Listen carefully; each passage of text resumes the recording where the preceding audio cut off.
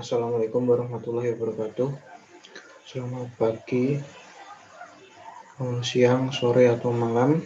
Di sini saya Muhammad Hasan Albana ingin mempresentasikan studi kasus ke-10 sama yang ke-7. Yang pertama, studi kasus yang ke-10 yang berjudul Georgia Department of Transportation. Yang pertama adalah pendahuluan. Tujuan dari proyek yang diusulkan adalah untuk memberikan peningkatan operasional dan keselamatan di sepanjang I-20 ke arah timur di sekitar persimpangan I-285 dari sekitar Columbia Drive ke persimpangan I-20 atau Panola Road di DeKalb County. Tujuan utama dari proyek ini adalah untuk memperbarui dan memperpanjang umur operasional segmen penting dari sistem antar negara di bagian Georgia. Proyek ini diperlukan untuk mengatasi masalah operasional yang diakibatkan oleh jalinan jalan yang signifikan di I-20 arah timur antara I-285 dan Westlake Chapel Road. Pekerjaan konstruksi ini diusulkan sebagai perbaikan operasional sementara sepanjang I-20 ke arah timur di area yang disebutkan di atas. Perbaikan ini termasuk menambahkan jalur kolektor distributor, memodifikasi jalur serbaguna, dan membuat peningkatan lereng dari barat persimpangan I-20 atau I-285 ke persimpangan I-20 atau Panola Road untuk jarak total kira-kira 4,5 mil. Proyek yang diusulkan yang menjadi subjek studi V ini dimaksudkan sebagai solusi jangka pendek untuk ruas I-20 antara I-285 dan Panola Road. Proyek ini dirancang sebagai proyek perbaikan sementara saja dengan umur desain sekitar 10 tahun. Proyek yang lebih besar direncanakan untuk jangka panjang tetapi sumber pendanaan belum dijamin untuk pelaksanaannya. Oleh karena itu, sebagian besar ide yang dikembangkan oleh tim VE memiliki tujuan bersama dengan potensi penghematan biaya. Berikut adalah tim value engineering dari PPSMC yang ditemani oleh senior engineer desain jembatan dari CSI. Selanjutnya adalah proses rekayasa nilai. Yang pertama ada investigasi, analisis, spekulasi, evaluasi, pengembangan, rekomendasi, dan berakhir dengan presentasi. Berikut untuk penjelasannya. Yang pertama, investigasi. Tim VE berdiskusi tentang maksud desain di balik proyek, masalah biaya, dan batasan proyek fisik di bawah arahan staf Departemen Transportasi Georgia atau GDOT dan konsultan desain mereka dari Arcadis. Tim VE mengembangkan model biaya dari data biaya yang disediakan oleh para desainer yaitu diagram Pareto. Model biaya ini digunakan untuk mengidentifikasi item berbiaya tinggi hingga biaya terendah untuk elemen biaya konstruksi yang lebih besar. Berikut adalah diagram Pareto. Di dalam diagram Pareto ini terdapat project element. Kemudian yang adalah biayanya. Biaya ini diurutkan dari biaya tertinggi hingga biaya terendah. Kemudian dibobot dalam persen. Kemudian diakumulasikan hingga totalnya 100%. Yang di samping kanan ini adalah diagram Paretonya. Yang di sebelah kiri ini ada project elemennya, yang di bawah adalah untuk biayanya. Yang kedua ada tahap analisis. Selama tahap ini, tim VE menentukan fungsi proyek, diagram fase disiapkan untuk menyoroti fungsi yang diperlukan proyek. Berikut adalah diagram fase-nya. Di sebelah kiri garis Copland, ini ada fungsi dasar dari proyeknya, yaitu meningkatkan operasional atau enhance operation. Kemudian di sebelah kanan garis ada ruang lingkup masalah yang diteliti. Selanjutnya, tahap ketiga ada spekulasi. Tim VE melakukan sesi brainstorming atau mencurahkan pendapat masing-masing untuk mengidentifikasi ide-ide yang mungkin membantu memenuhi tujuan proyek. Selama fase spekulasi, tim VE mengidentifikasi 40 ide alternatif yang tampaknya berpotensi untuk mengurangi biaya konstruksi, meningkatkan produk akhir, dan mengurangi kesulitan dan waktu konstruksi proyek. Yang keempat ada evaluasi. Setelah tim VE mengidentifikasi ide-ide kreatif, perlu diputuskan alternatif mana yang harus dibawa ke depan. Setelah tahap evaluasi selesai, ada 9 ide ada 9 ide alternatif untuk dipertimbangkan lebih lanjut. Nanti 9 ide alternatifnya akan dijelaskan setelah ini. Kemudian yang kelima ada tahap pengembangan. Selama tahap ini, tim VE mengembangkan setiap alternatif terpilih yang memiliki peringkat 4 atau 5 karena keterbatasan waktu. Jika waktu memungkinkan, tim VE akan mengembangkan rekomendasi tambahan. Yang keenam ada fase rekomendasi. Selama fase ini, tim VE meninjau ide-ide alternatif untuk memastikan ide-ide mana yang sesuai untuk proyek, yang memberikan kesempatan untuk keberhasilan proyek, dan yang akan meningkatkan nilai proyek jika dilaksanakan. Yang terakhir ada tahap presentasi. Seperti yang disebutkan sebelumnya, tim membuat out-briefing atau out of the box informal pada hari terakhir workshop. Presentasi ini direncanakan untuk menginformasikan kepada owner dan desainer tentang temuan awal studi VE. Laporan tertulis ini dimaksudkan untuk memformalkan temuan tersebut. Berikut adalah ringkasan alternatif dan saran desain. Ada 9 rekomendasi desain. Yang pertama ada rekomendasi 1 dengan kode desain AC1. Untuk original desainnya itu mengusulkan konstruksi keluar sebesar 12 untuk panjang jalur CD atau kolektor distributor. Sedangkan untuk alternatifnya mengusulkan menggunakan bahu luar 10 yang diaspal untuk panjang jalur CD.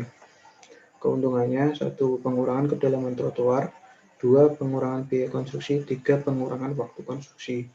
Resikonya belum ada kejelasannya. Berikut adalah gambar ilustrasinya. Yang di atas original desain, yang di bawah alternatif desain. Selanjutnya ada ringkasan biayanya.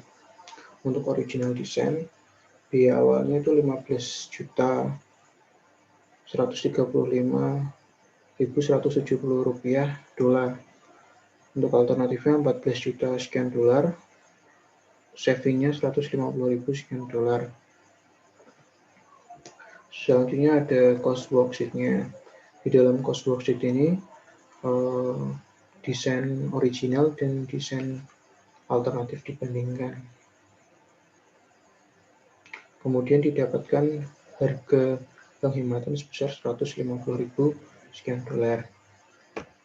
Selanjutnya ada rekomendasi kedua dengan kode desain AC2. Original desainnya mengusulkan penggilingan semua beton aspal di dalam 2 jalur hingga ke lapisan beton di bawahnya. Alternatifnya mengusulkan untuk mengordinasikan paving yang diperlukan dengan proyek pemeliharaan untuk menghilangkan satu lapisan, porous uroponic, PEM, dan satu lapisan milling. Keuntungannya 1. Pengurangan biaya pengerasan jalan, 2. Pengurangan waktu konstruksi. Resikonya belum ada kejelasannya. Selanjutnya ada ringkasan biayanya. Untuk biaya awal original desain itu 1 juta sekian dolar, sedangkan untuk alternatifnya 0 dolar, sehingga biaya penghematan sama dengan biaya original desainnya, yaitu sebesar 1 juta sekian dolar. Berikut adalah cost worksheet-nya.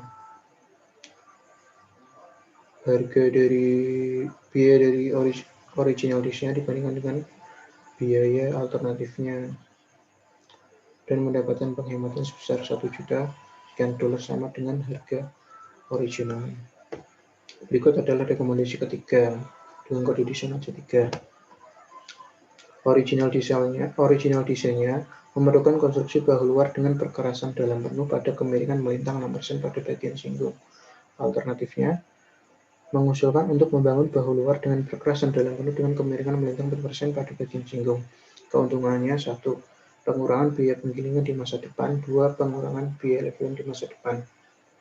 Selanjutnya ada risikonya. Yang pertama, dapat mempengaruhi drainase aliran. Berikut adalah gambar ilustrasinya.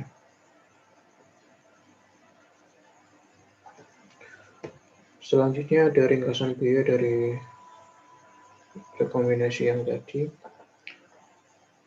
Biaya awal dari original desain 144 sekian dolar, sedangkan untuk alternatifnya sebesar 0 dolar, sehingga biaya savingnya sama dengan biaya original desainnya. Selanjutnya ada cost worksheet-nya. Sama seperti rekomendasi sebelumnya, untuk alternatifnya 0 sehingga biayanya itu sama dengan original design. Kemudian ada rekomendasi keempat dengan kode desain MS3. Yang pertama, original design. Original design-nya itu mengusulkan untuk membangun penghalang median beton tipe 26 untuk pemisah antara tujuan umum dan jalur CD dari perkerasan STA 65 hingga perkiraan STA 135. Usulan alternatifnya itu menggunakan pagar pembatas bermuka 2 tipe W sebagai pengganti rel pembatas beton. Keuntungannya, 1. Penghematan biaya pertama untuk bahan yang digunakan. 2. Tidak terlalu menonjol untuk dihilangkan untuk pelebaran di masa mendatang. 3. Pengurangan waktu pemasangan. Kemudian selanjutnya dari resikonya. Yang pertama itu membutuhkan revisi dari drainasenya. Kedua, meningkatkan biaya perawatan. Berikut adalah gambar ilustrasinya. Yang di atas bisa dilihat ini merupakan original desain, sedangkan di bawah ini ada alternatif desain dengan tipe W tadi. Kemudian ada ringkasan biayanya. Biaya awal untuk original desain sebesar 1 juta sekian dolar, sedangkan alternatifnya lebih kecil, yaitu 130.000 dolar, sehingga biaya penghematannya itu sebesar 1 juta sekian dolar. Berikut adalah cost worksheet-nya. Selanjutnya ada life cycle cost worksheet. Di sini bisa kita lihat di recurrent cost maintenance-nya. Untuk biaya perawatan atau maintenance,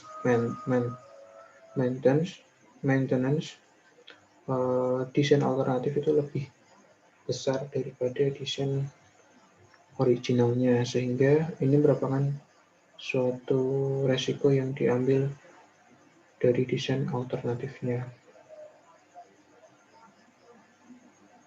Selanjutnya ada rekomendasi kelima dengan kode desain MS4. Original design. Original desainnya itu mengusulkan penggunaan pipa beton bertulang untuk drainase di sepanjang garis penghalang yang memisahkan jalur serbaguna dan jalan distributor kolektor. Desain alternatifnya mengusulkan penggunaan pipa logam bergelombang untuk drainase di sepanjang garis penghalang yang memisahkan jalur serbaguna dan jalan distributor kolektor. Keuntungannya 1. Pengurangan biaya drainase. 2. Pengurangan biaya konstruksi. 3. Tidak ada yang resiko, belum ada kejelasannya. Berikut di samping kiri ada gambar ilustrasinya. Selanjutnya ada ringkasan biayanya. Untuk biaya awal original desain sebesar 186.000 sekian dolar. Untuk alternatifnya sebesar 112.000 sekian dolar. Biaya penghematannya 74.000 sekian dolar. Itu adalah cost worksheet-nya. Selanjutnya ada rekomendasi ke-6 dengan kode desain RP1. Desain asli memerlukan penggunaan dinding penahan CIP standar GDOT. Tinggi dinding mulai dari 2,5 kaki hingga 7 kaki membentang di sepanjang sisi selatan proyek untuk hampir seluruh panjang segmen antara I-285 dan Jalan Kabel Wesley dan sebagian antara Jalan Kabel Wesley dan Jalan Panola. Untuk alternatifnya mengusulkan penggunaan dinding MSE sebagai pengganti dinding penahan yang dipasang di tempat. Alternatifnya mempertahankan amplop dan geometri dinding desain asli. Selanjutnya ada keuntungan. Yang pertama, 1. Penghematan biaya. 2. Mengurangi waktu konstruksi. 3. Desain standar GDOT sudah tersedia. 4. Meningkatkan estetika. 5. Tembok MSE telah digunakan di koridor ini. Resiko belum ada kejelasan. Di samping kiri ada gambar ilustrasinya. Selanjutnya adalah ringkasan biaya. Untuk biaya awal dari original desain itu sebesar 4 juta sekian dolar, alternatifnya hanya 2 juta, sehingga selisih dari kedua desain tadi sebesar 1 juta sekian dolar. Jadi biaya penghematannya sangat besar.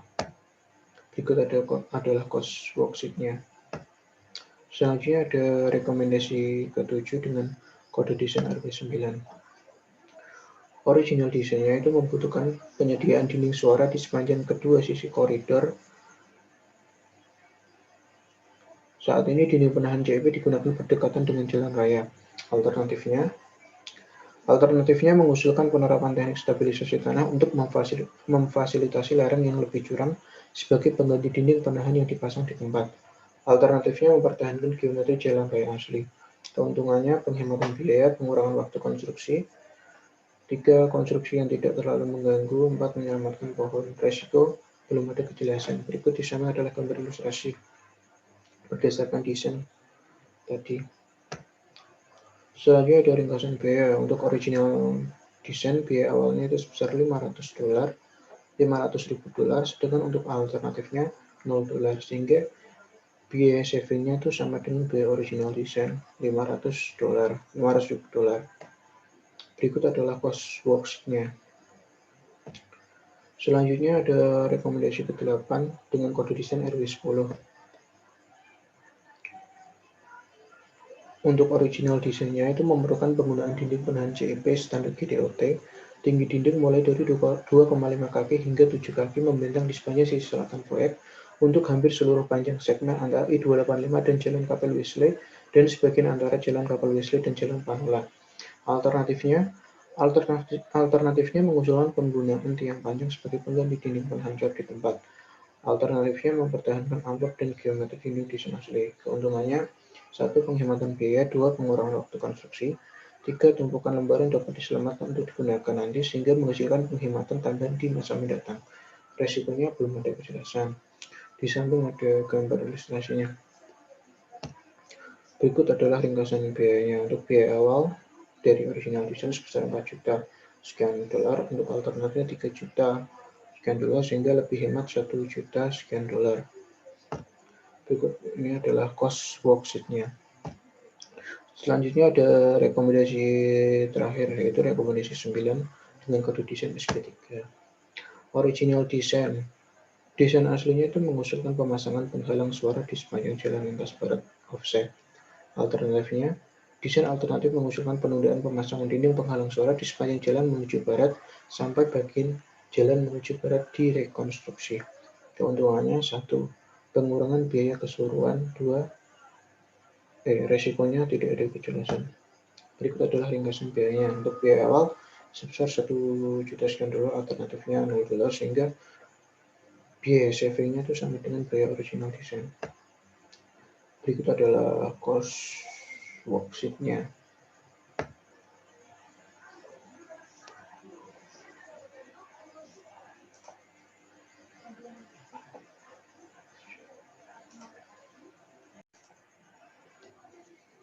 Selanjutnya studi kasus yang kedua yang berjudul studi kasus value engineering VE perbaikan transportasi jalan nasional 826 Palmetto Expressway.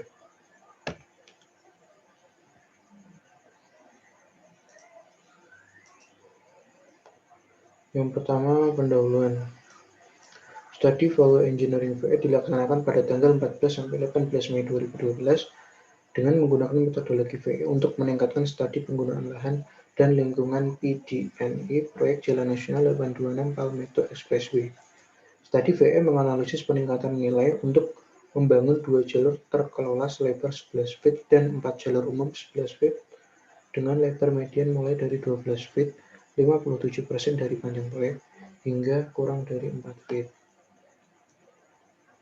Titik jepit tertentu seperti NW 103 Street memiliki jalur tambahan untuk akses ke jalur yang dikelola dan satu area menunjukkan 2 jalur terkelola serta hanya 3 jalur penggunaan umum area NW 103 Street.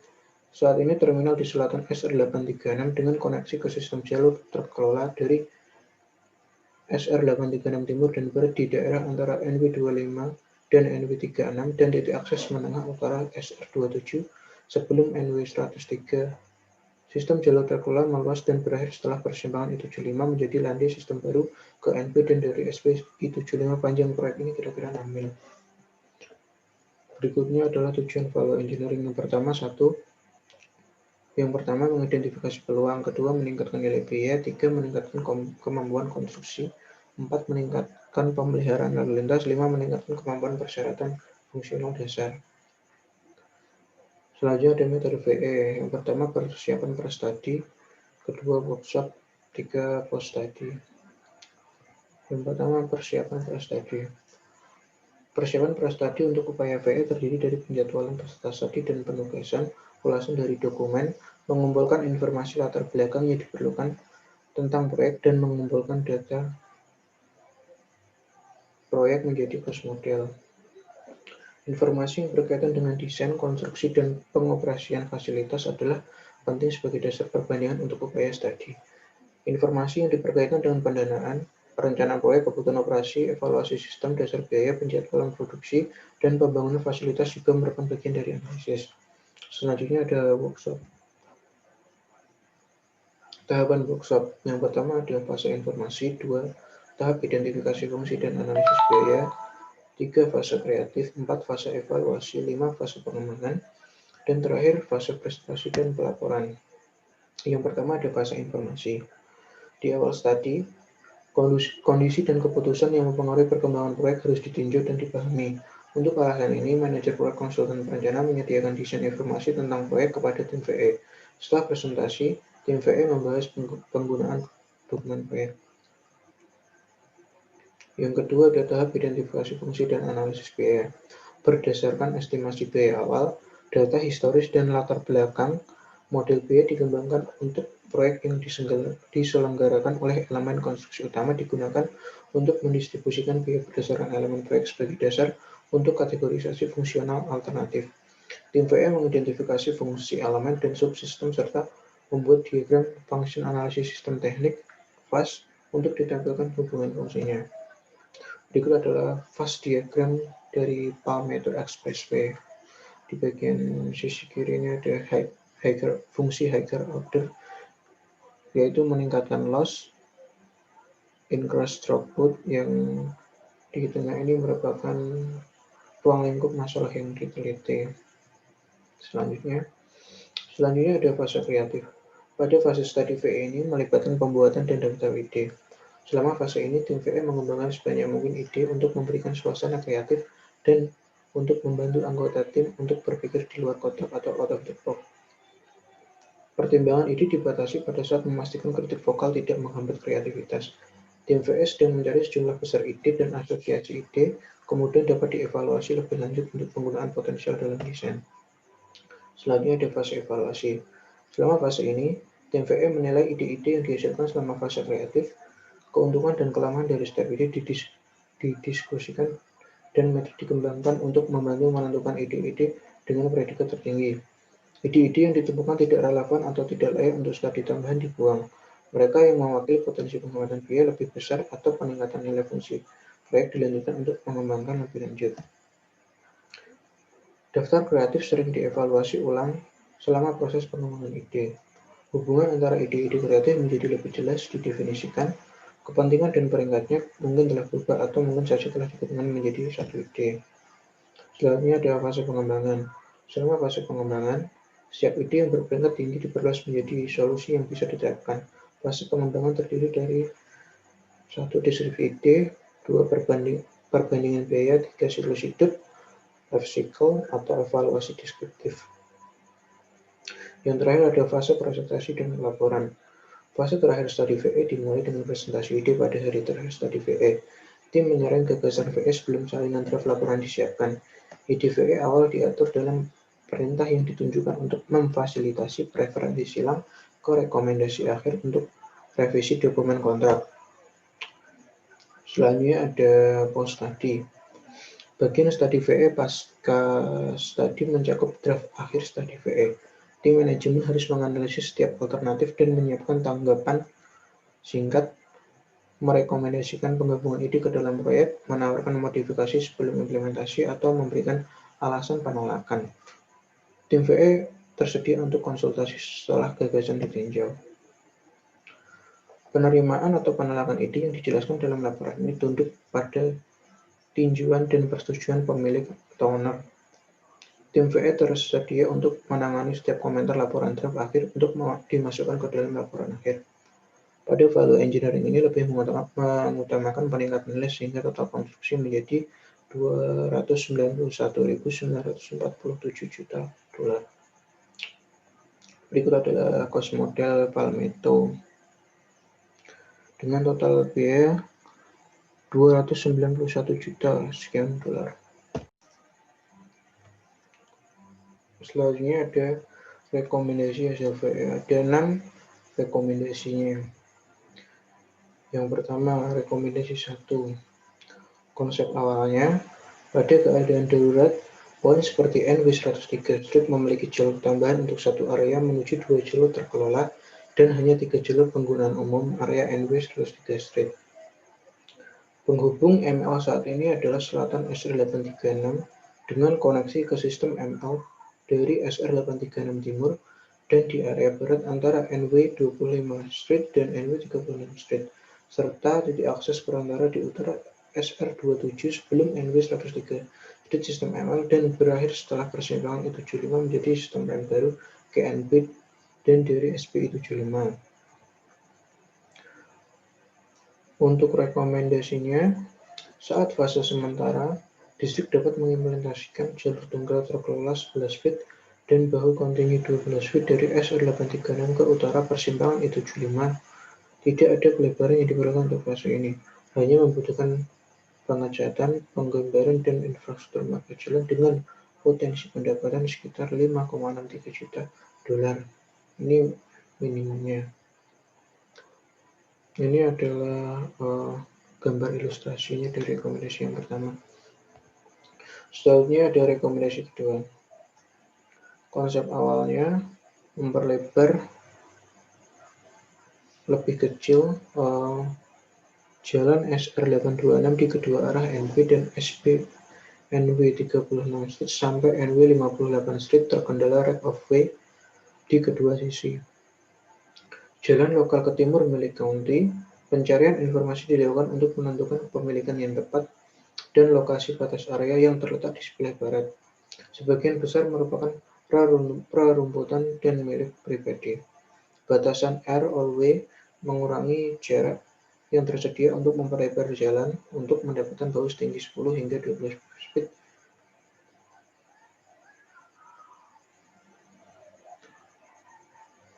Di sepanjang area NB dan SPNW ini.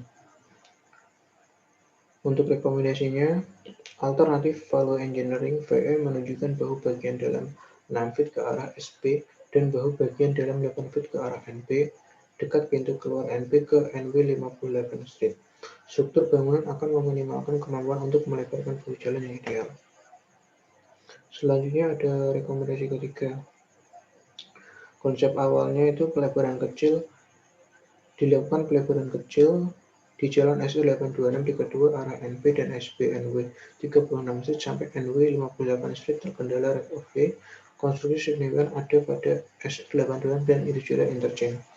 Untuk rekomendasinya, sebuah flyover 2 jalur dari I75 ke SR826 SP dan NB 1 jalur di setiap arah diusulkan bersamaan dengan konstruksi SR826 SP.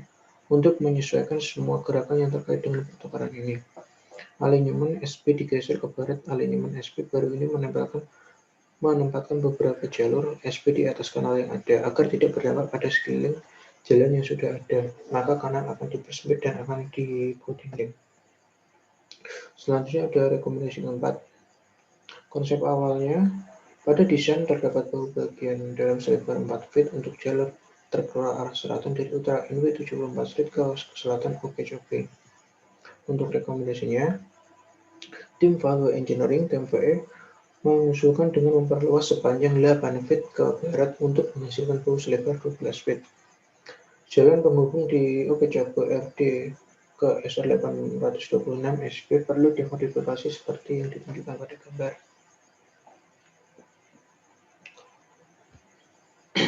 Selanjutnya ada rekomendasi kelima.